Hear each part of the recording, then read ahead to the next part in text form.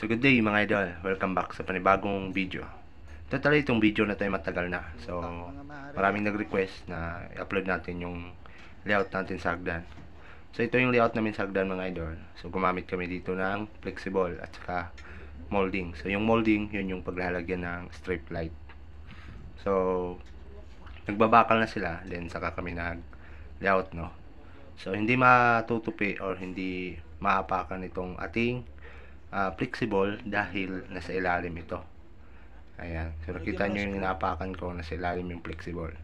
Totally itong mga flexible na nilagay namin ay may mga wire na to.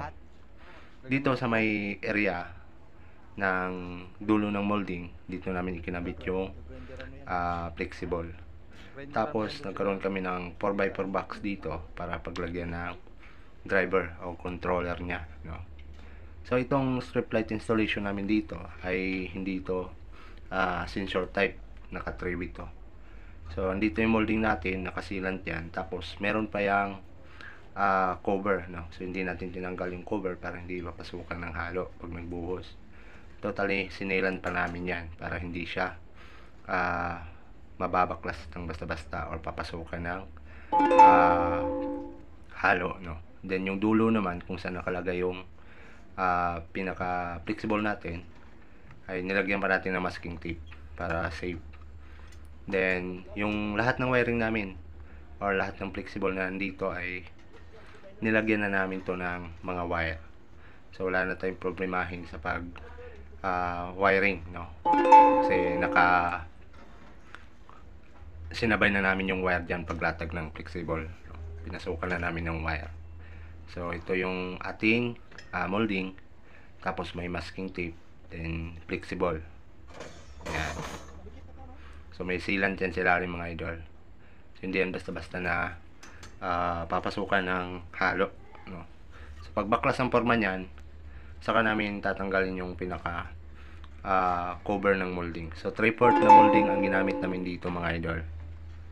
Totally itong abango na layout, pwede itong i-upgrade ng sensor type, no. Kasi yung sensor type naman ay parehas lang din dito sa layout ko, no. So pwede siyang i-upgrade ng sensor kasi meron kaming mga box na nandun sa ilalim ng hagdan na yan.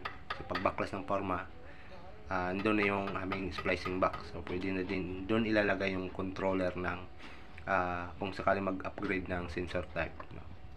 So depende na yan sa may-ari kung i-upgrade niya to. Kasi ito kasi naka 3-way, no. So ito yung yung power supply nung previous video ko na hinigaan ko. Ayan. So panghuling step. So medyo mahirap siya kasi lukutan talaga. So shoutout nga pala tayo sa mga kamaster natin, saka sa ating mga viewers, sa mga followers natin na 18 followers na tayo. So maraming salamat sa inyong mga patuloy na pagsuporta, no.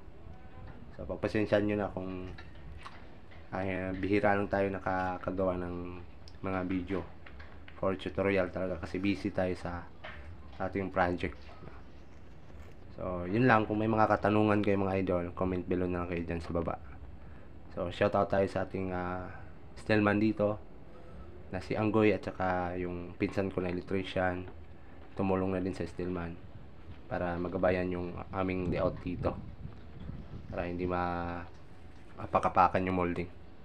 So yung maso na sa lalim na nagpa-plastering ay isang Muslim yan na ating kababayan din, si Boss Pilardo, shout out.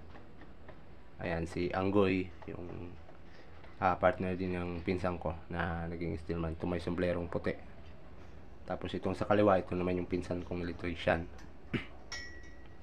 So depende sa inyo mga idol kung anong diskarte nyo sa pagli-layout.